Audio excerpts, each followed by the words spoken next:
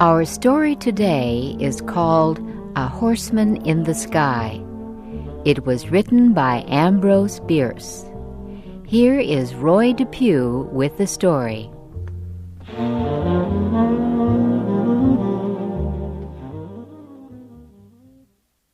Carter Drews was born in Virginia.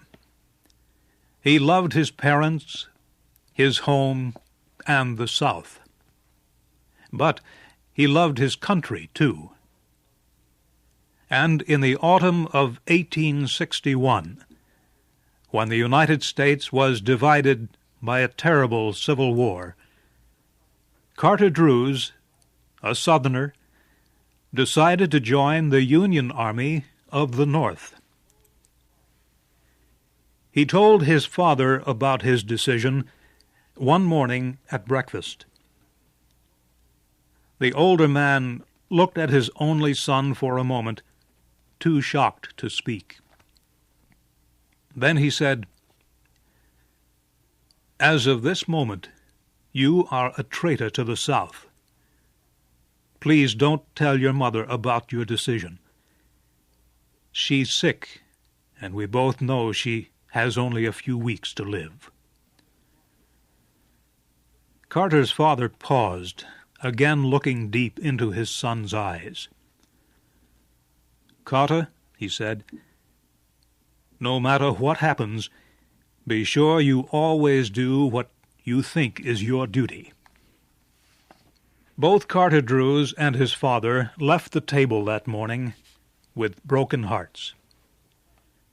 And Carter soon left his home and everyone he loved to wear the blue uniform of the Union soldier.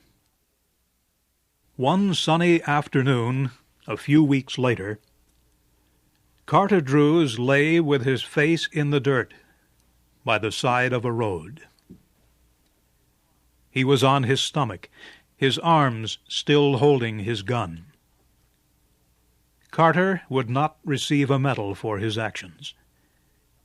In fact, if his commanding officer were to see him, he would order Carter shot immediately. For Carter was not dead or wounded. He was sleeping while on duty. Fortunately, no one could see him.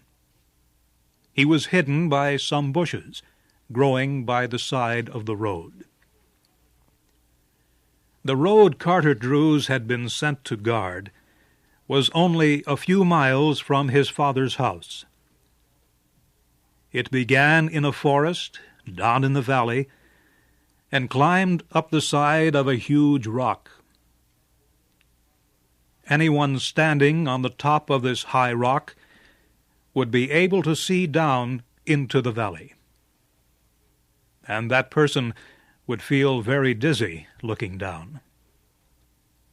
If he dropped a stone from the edge of this cliff, it would fall for 600 meters before disappearing into the forest in the valley below. Giant cliffs, like the one Carter lay on, surrounded the valley. Hidden in the valley's forest were 5 Union regiments, thousands of Carter's fellow soldiers.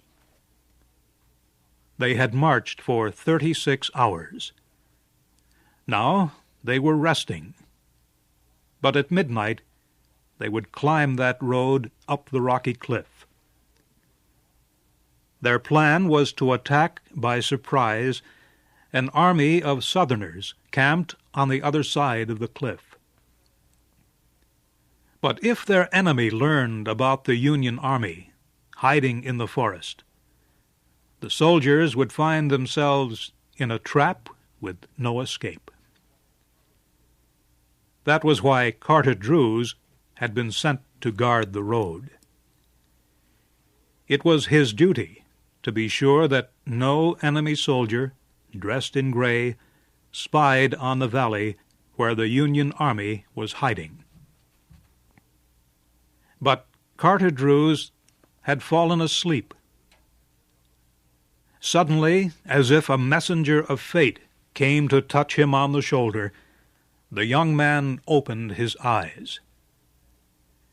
As he lifted his head, he saw a man on horseback, standing on the huge rocky cliff that looked down into the valley. The rider and his horse stood so still that they seemed made of stone. The man's gray uniform blended with the blue sky and the white clouds behind him. He held a gun in his right hand,